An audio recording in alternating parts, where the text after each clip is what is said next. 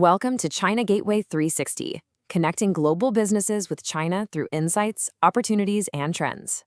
Today, we're diving right into the sheer scale of China's clean energy market. And, more importantly, how foreign investors like you can strategically tap into its financial incentives. To really put the massive scale of this opportunity into perspective, consider this. In 2023 alone, China invested a staggering 6.3 trillion RMB in clean energy.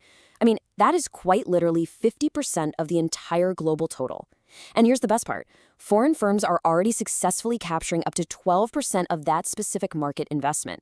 Section 1. National and provincial incentives, with over 200 programs available.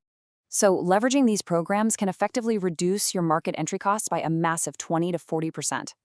Now, the HNT certification is a really widely used one, dropping your corporate income tax from the standard 25% down to just 15%. But you'll want to pay close attention to the equipment import VAT refund. If your imported equipment actually aligns with the encouraged catalog, you get a full 13% VAT refund. To put that into real numbers, on a 50 million RMB investment, that single refund saves your firm 6.5 million RMB right out of the gate. But it gets better, because provincial governments significantly amplify those national incentives. They are actively competing to attract foreign investment into their local clean energy hubs. Take Jiangsu Province, for example. They offer up to a 30% capital equipment subsidy for solar cell manufacturing facilities over 100 million RMB. Meanwhile, Guangdong Province provides a direct 5 million RMB bonus, literally just for establishing a hydrogen R&D center. Moving on to Section 2, Strategic Decision Framework, choosing your best path.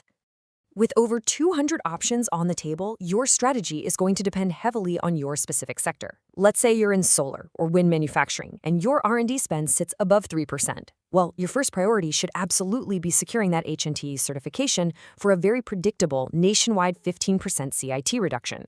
However, if you're entering hydrogen or energy storage, you'll want to pivot your strategy. In that case, prioritize the Special Clean Energy Development Fund and those provincial bonuses to capture much larger upfront capital support. And you also have to optimize based on your operational scale. High-value equipment importers should definitely stack the VAT refund with their HNTE status to lower both capital and operating costs. On the flip side, smaller technology developers investing less than 50 million RMB should probably bypass those national grants entirely. Just focus on provincial R&D subsidies for the lower investment thresholds and, frankly, much faster approval times. Section 3, Compliance Pitfalls, Protecting Your Investment. Okay, so knowing what to apply for is vital, but executing it safely is absolutely critical.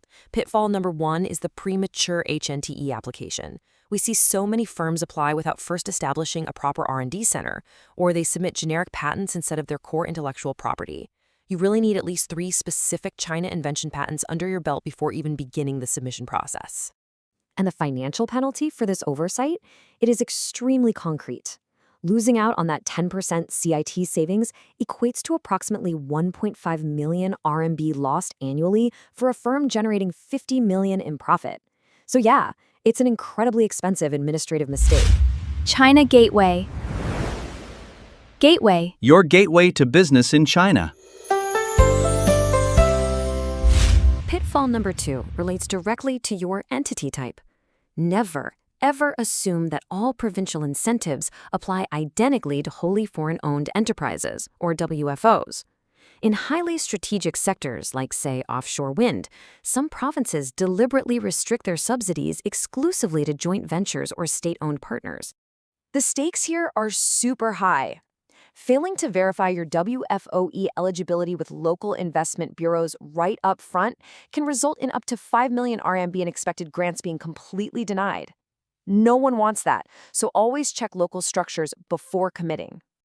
Finally, pitfall 3 involves customs. The encouraged catalog is updated annually, which means there is a very serious risk in claiming a VAT refund on advanced equipment that later fails its final customs classification check simply because the guidelines shifted. And if your classification fails, you don't just lose the refund. That failure actually results in back taxes and penalties that equal roughly 30% of the expected refund amount. This makes strict preclearance and keeping a customs bonds buffer in your budget completely essential. So, what does this all mean? The crucial takeaway here is making sure you take the right steps before market entry. First, properly assess your HNTE eligibility and exact R&D threshold. Second, identify your target province using comparative tools so you can maximize those local bonuses. And third, secure absolute pre-clearance for any equipment imports. That's all for this China Gateway 360.